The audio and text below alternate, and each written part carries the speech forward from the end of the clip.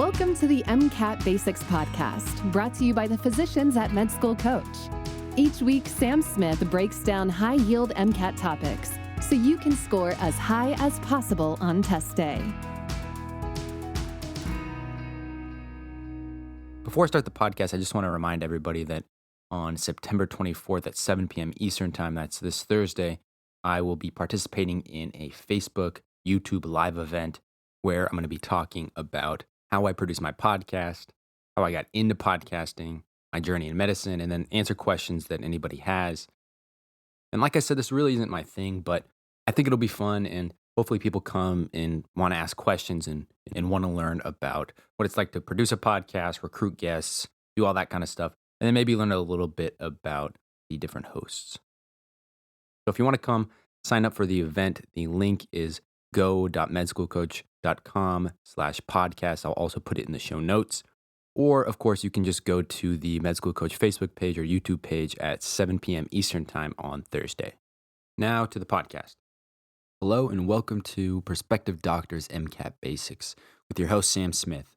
The goal of this podcast is to cover the highest yield topics on the MCAT and provide you with some sort of insight into the questions that the MCAT really likes to ask.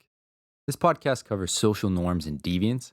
The first thing I'll do is define those terms, and then I'll get into social norms and talk about the different types of social norms, including folkways, mores, taboos, and laws. And then I'll get into deviance, and I'll talk about some different perspectives on deviance, including things like labeling theory, strain theory, social disorganization theory, and more. And then last but not least, I'll talk about collective behavior and collective deviance. Good luck to those of you who are taking the MCAT soon, and I hope this podcast helps in your studies.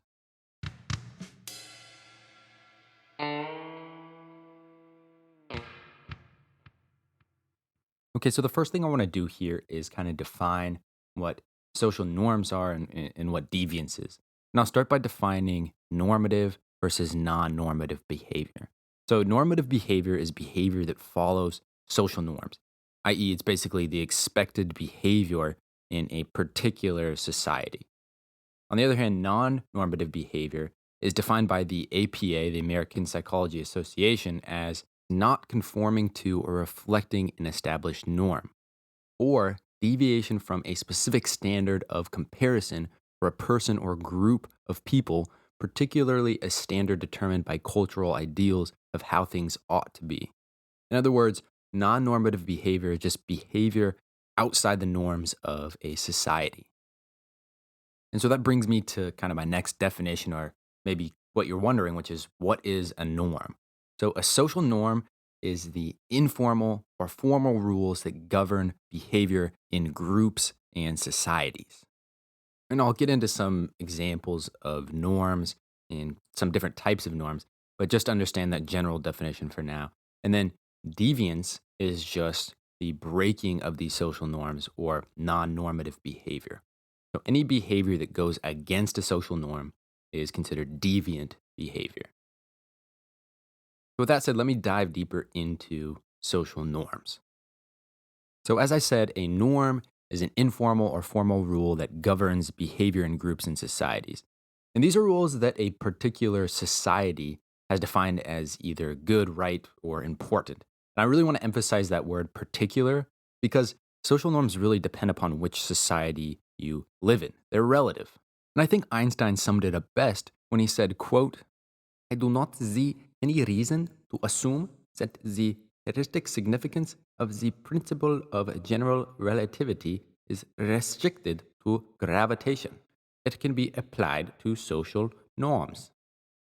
Anyways, this is all a long-winded way of saying that social norms are very dependent upon the society you're looking at, and they're relative to that society. Thanks, Albert Einstein, for illuminating that. Okay, so norms can either be informal or formal. Informal norms are unwritten rules that govern the behavior of society, whereas formal norms are well-established, written rules that can be legally established. Now, there are two types of informal norms that I want to talk about. They are folkways and mores. And then after I talk about those, I'll get into taboos and laws, which actually have quite a bit of overlap. So, folkways are informal norms that are rules and norms that are expected to be followed, but are not considered to be of moral significance. In other words, breaking a folkway is really not that big of a deal.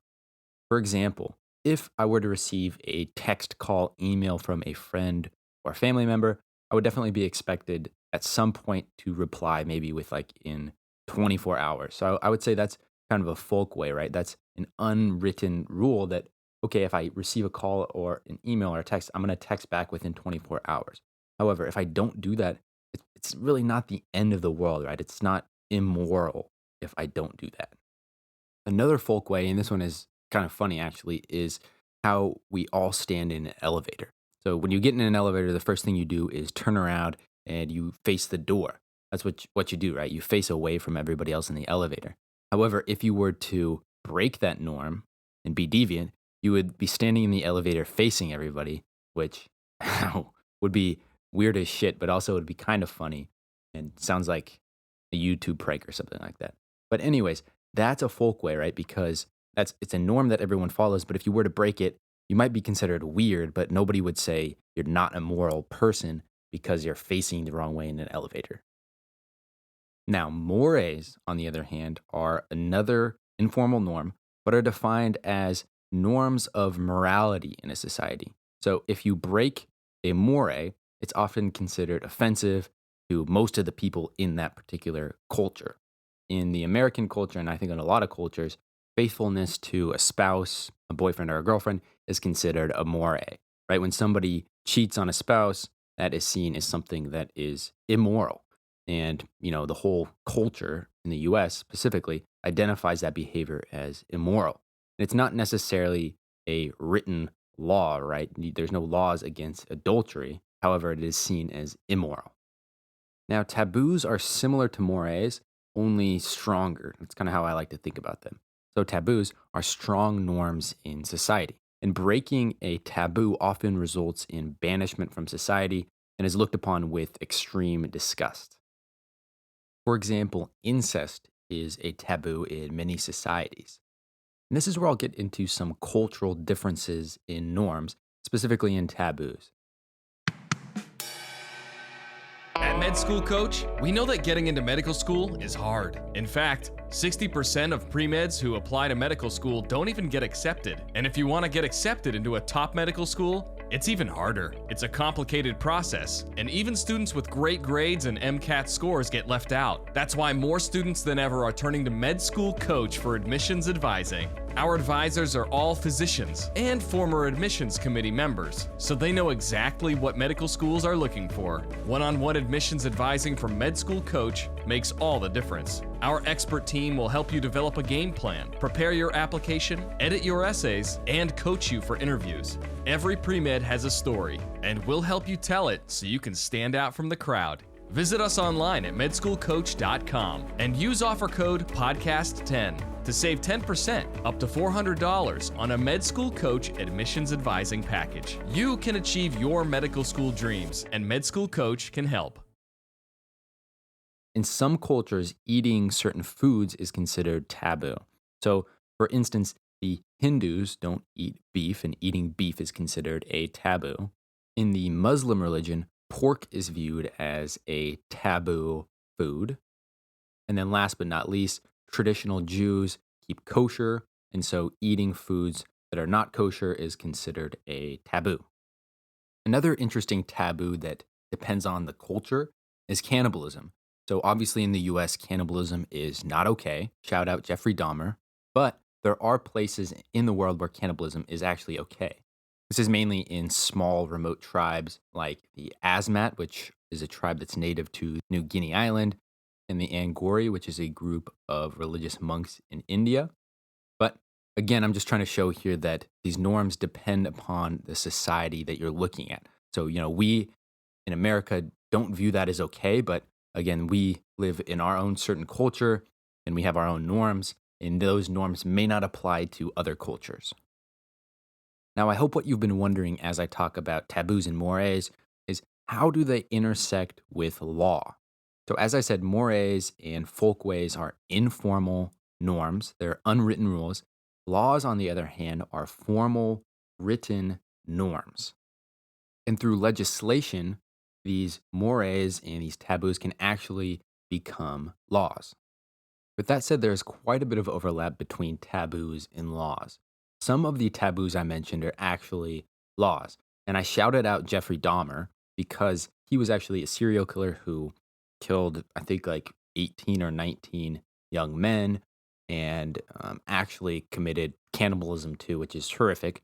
But what's interesting is he actually is in prison now. And I guess it's not interesting, it's good, right? He's a serial killer, he is in prison. But what's interesting to me actually is that cannibalism is not necessarily illegal in the US. It's only illegal in one state, which is Idaho. However, the means to commit cannibalism are actually what's illegal. So, for instance, Jeffrey Dahmer murdered these people and then committed cannibalism. So, the murder in itself is what was illegal. And so, you could also say that murder is a taboo, right? It is looked upon with extreme disgust in society, but it's also a law. When I was talking about taboos, I also briefly mentioned incest, and incest is actually illegal in most states. It's a crime. So, overall, laws are formalized written norms, and they help enforce these important norms that are taboos in society. So, I'd say the relationship between norms and laws are really close, right? Social norms essentially underlie our laws. So before I get into deviance, let me quickly summarize these norms. So folkways and mores are informal norms. Folkways are norms that are expected to be followed, but if you break them, no big deal. Mores are norms of morality. So if you break a more, it's considered offensive to most people in that culture. And then taboos are the strongest norm. You break a taboo, this results in banishment from society sometimes and is looked upon with extreme disgust. And then lastly, laws are formalized written norms that are usually taboos that are enforced. Med School Coach, the company that sponsors this podcast, is doing a merch giveaway. So all you got to do is go to merch.medschoolcoach.com and use the promo code podcast5 for $5 free at the merch store. And this is literally $5 free. It's not like $5 off 20. It's not 5% off. It's just $5 free. And there's like pre-med stickers, mugs, t-shirts, a bunch of good stuff there. So again, if you want $5 to spend at the Med School Coach merch store, go to merch.medschoolcoach.com and use the promo code podcast5. All right, the next thing I want to talk about here is breaking social norms. So breaking a social norm is considered deviant behavior or deviance. Now there's a term that's related to deviance. It's a little bit different. It's anomie. As I said, deviance refers to breaking an established social norm. Anomie refers to the absence or breakdown of norms, rules, or even laws. An anomie or anomie theory was actually developed by the famous French sociologist Émile Durkheim. He believed that suicide resulted from the breakdown or loss of social norms, which had left people feeling hopeless and basically unconnected to society. And according to Durkheim, this occurs during and follows periods of drastic and rapid changes to the structure of society. And one thing this actually reminds me of is Twitter. So in real life, when you're face-to-face interacting with people, it's a norm that you act kindly and you respect people, you respect their opinions, and you're not essentially an asshole to them. However, in Twitter, those social norms have been thrown out the window. In other words, the platform has eroded or broken down some of the social norms that we're used to. And this is anomie.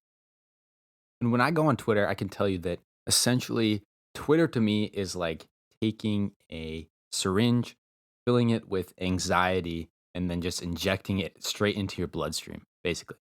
And I do think in some respects that being on Twitter for too long can actually leave people feeling hopeless and maybe unconnected to society.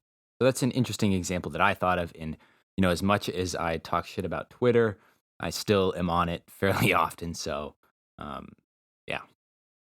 Okay. So again, anomie is just the breakdown or loss of social norms. Now, let me get into deviance, which is violating established social norms.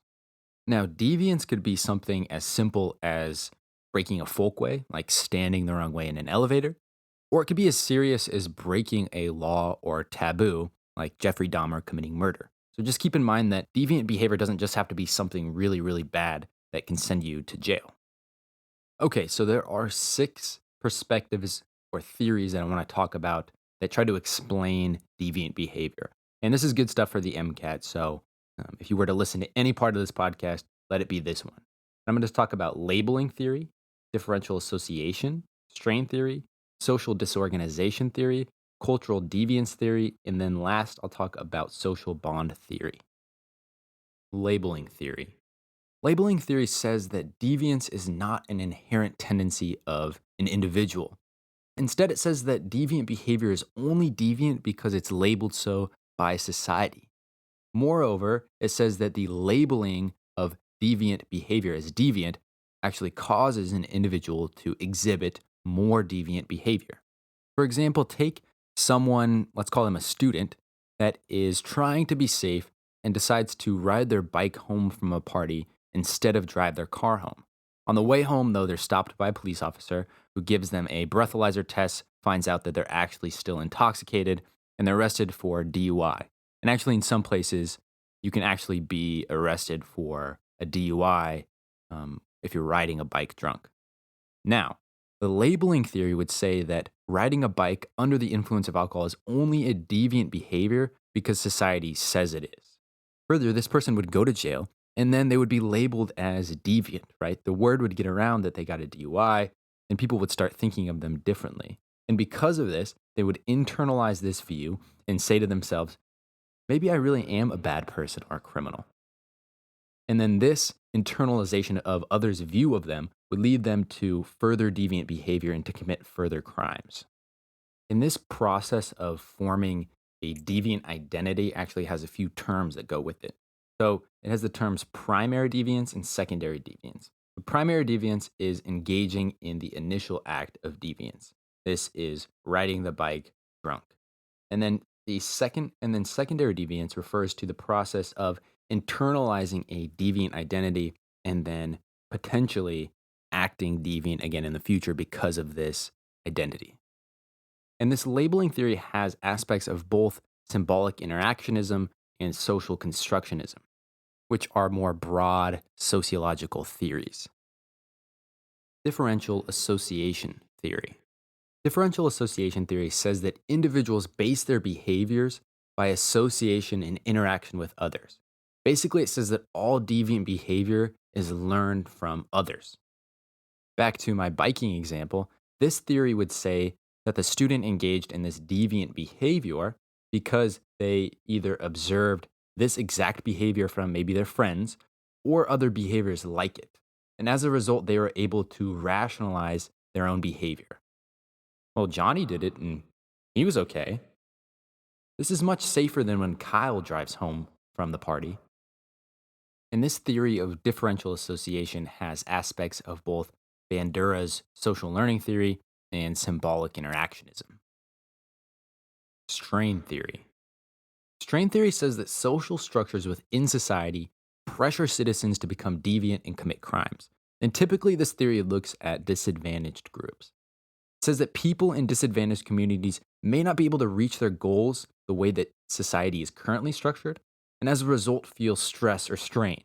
And so, what they do is they turn to crime in order to reach the goals that they have for themselves. And these goals could be wealth, it could be a nice house, comfortable lifestyle, etc. Now, going back to the example of the student we've been talking about, let's just say that this student works full time on top of school in order to pay for their tuition. And it puts that person in some financial strain.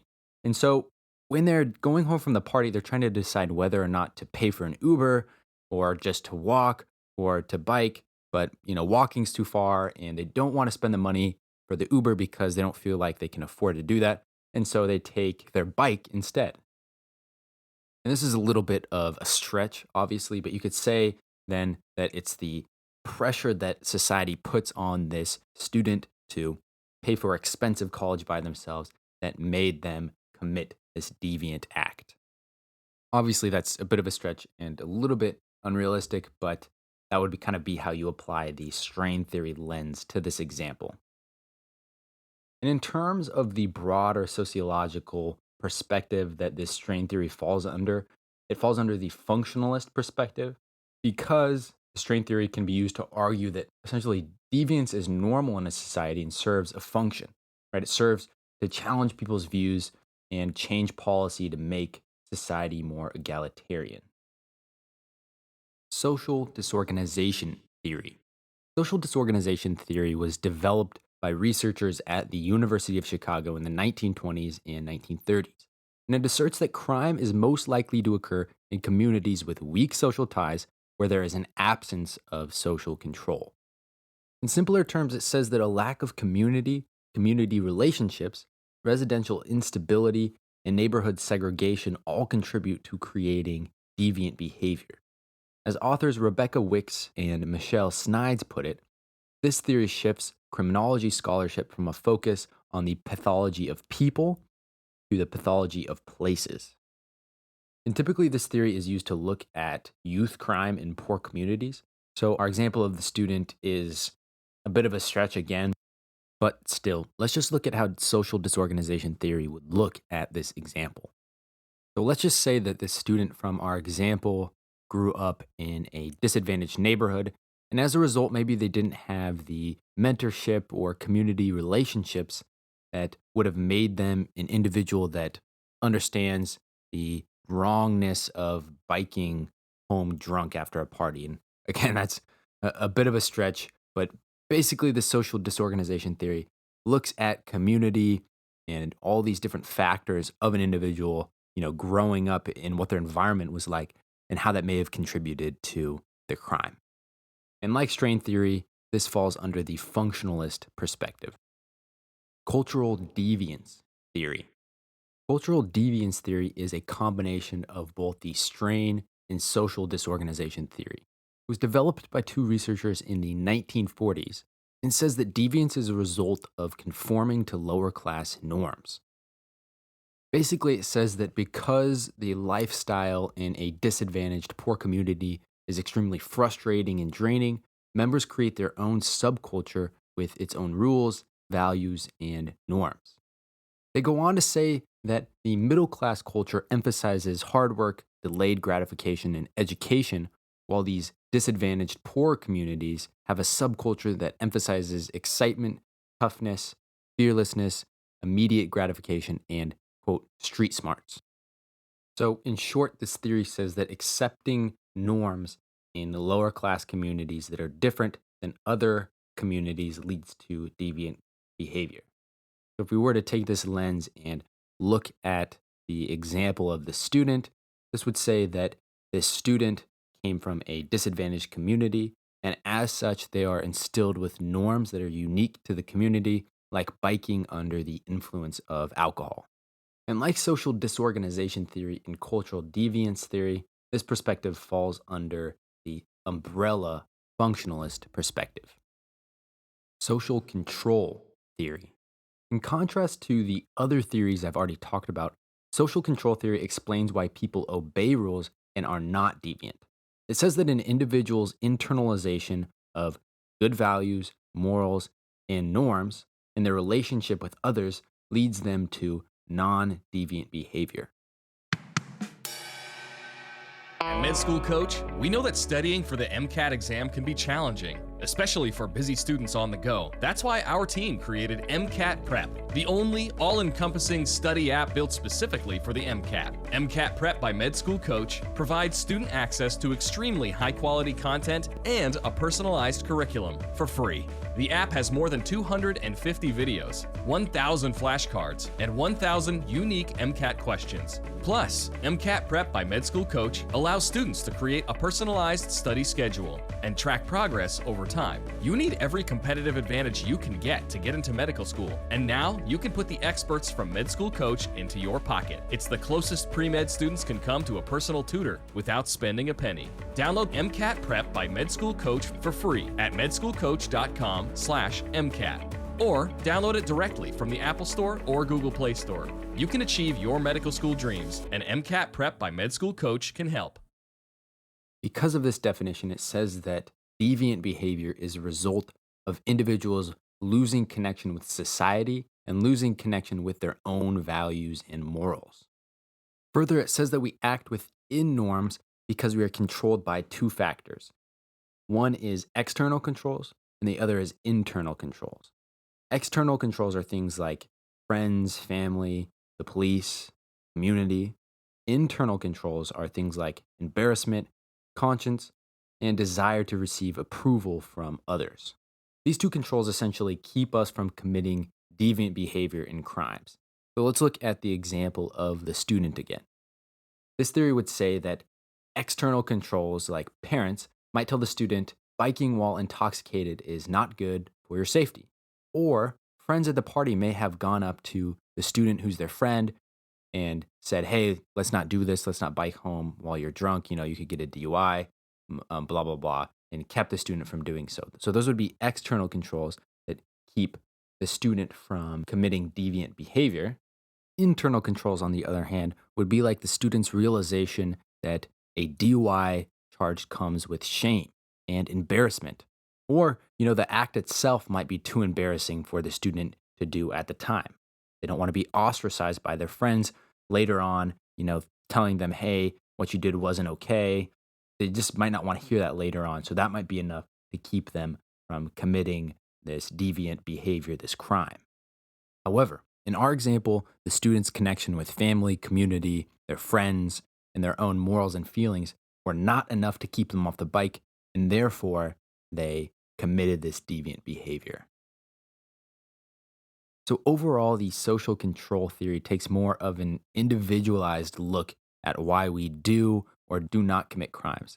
And this is in contrast to other theories we talked about earlier, which kind of take more of a systematic approach or a systematic look at why individuals commit crimes.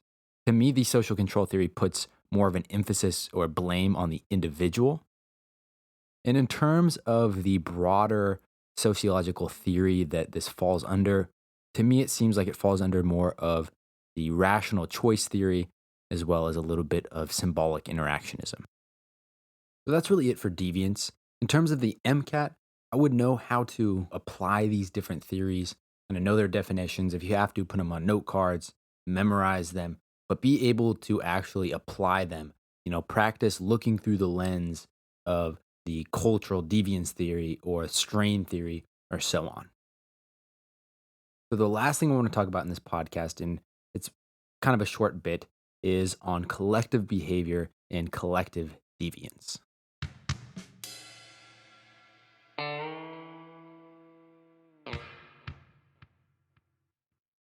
So in terms of collective behavior and collective deviance, there's a few terms I want to talk about. I want to talk about fads, mass hysteria, and then riots. In trying to find a sociological definition for a fad, I came across a paper in the American Sociology Review that defined a fad as the following, quote, a non-traditional preoccupation by diffuse collective on a circumscribed object or process, end quote. And I imagine the person who wrote this did so while they were drinking their Earl Grey tea in their Manhattan apartment with their purebred French bulldog. Now, I think it's one of the problems in science, and obviously here in the softer sciences too, is disseminating information in a way that other people can understand. Obviously, that definition is as good as alphabet soup to me. I have no idea what it means. So instead, I looked on Wikipedia, and it defines fad as any form of collective behavior that develops within a culture, a generation, or social group in which a group of people enthusiastically follow an impulse for a finite period of time. In other words, it's a trend that only lasts for a short period of time, like, for instance, frosted tips in the 2000s. And so, at the most basic level, fads affect collective behavior, but only for very short periods of time. Next, mass hysteria refers to widespread fear and concern that turns out to be false, overblown, or at least greatly exaggerated. And there's a great story that kind of illustrates this, And it was in 1938 when Orson Welles, who was eventually a filmmaker, performed a radio drama with the title The War of the Worlds.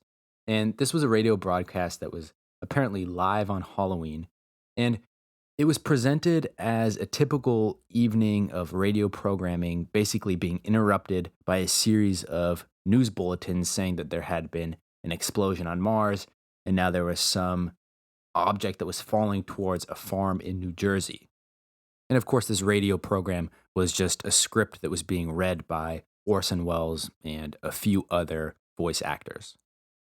But what happened is that people tuned into this radio broadcast and thought that it was real and that there were actually Martians like attacking and killing people. And as you could imagine, this caused a mass hysteria.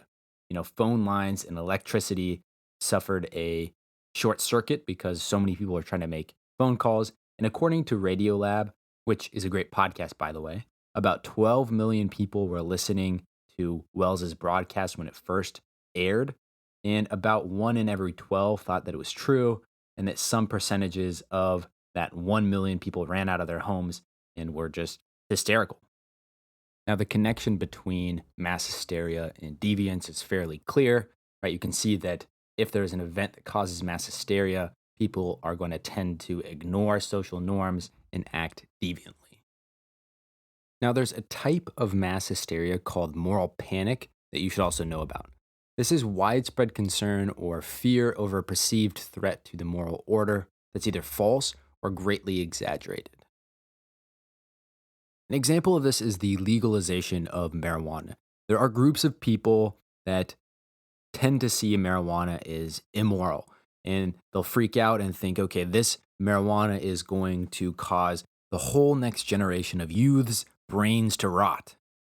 And that might be a little bit of an exaggeration, but I think there are groups of people who view marijuana as being immoral and maybe think it might ruin society. And so that would be an example of moral panic, since as we know, marijuana does not in fact destroy society. So in short, moral panic is essentially like mass hysteria, but the freak out is about some moral issue. All right, last but not least, I want to talk about riots. So riots are relatively spontaneous outbursts of violence or disturbances of peace by a large group of people. And riots usually occur in reaction to some grievance, a perceived grievance, or out of dissent. For example, in the United States currently, we are seeing riots that are occurring in response to the death of people of color at the hand of police officers. And historically speaking, riots have always occurred, or at least in terms of recorded history.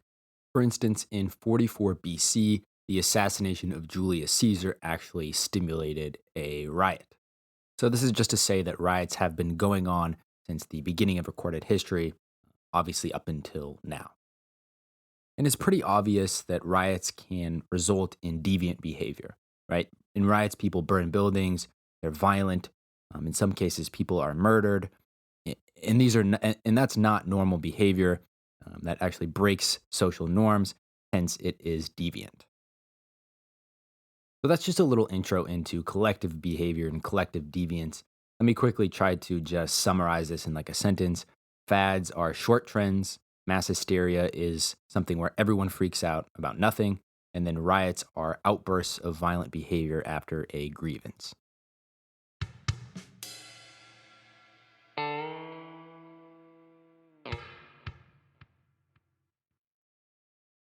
That does it for this episode of MCAT Basics. As always, thanks for listening to the podcast. If you like what we do, please go give us a 5-star review on iTunes. It helps us in the rankings, and it helps us pop up first when people search the term MCAT into whatever podcast player they're listening to. Hence, it helps people find us easier. If you come across any errors in any of these episodes, I'm obviously not perfect, so please just shoot me an email. I've had plenty of people do this, and then I go back into the episodes and either leave a comment in the show notes or I'll go back and re-record over a segment. So always feel free to do that. And thanks again for listening. Each episode of MCAT Basics is brought to you by Med School Coach. To access Med School Coach services, including MCAT tutoring and medical school admissions advising, visit our website at medschoolcoach.com. Good luck as you prepare for the MCAT, and we hope you tune in again next time.